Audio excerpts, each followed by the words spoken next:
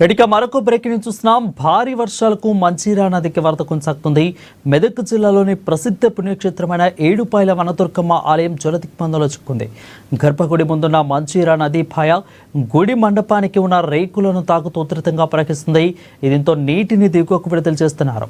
అయితే భక్తుల భద్రతా దృష్ట్యా రాజగోపంలో అమ్మవారి ఉత్సవ విగ్రహాన్ని ఏర్పాటు చేసి నిత్య పూజలకు దర్శనం కల్పిస్తున్నారు.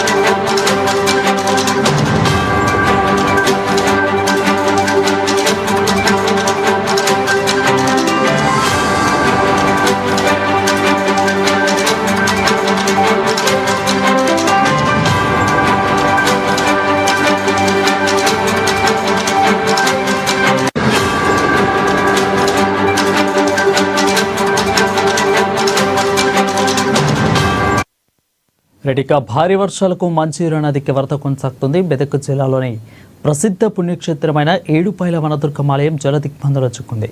గర్భగుడి ముందున్న మంచిర్యాల నదిపై గుడి మండపానికి ఉన్న రేకులను తాకుతూ ఉధృతంగా ప్రవహిస్తుంది. దీంతో నీటిని దిగువకు విడుదల చేస్తున్నారు అధికారులు. భక్తుల భద్రతా దృష్ట్యా రాజగోపురంలో అమ్మవారి ఉత్సవ విగ్రహాన్ని ఏర్పాటు చేసి నిత్య పూజలకు దర్శనం కల్పిస్తున్నారు.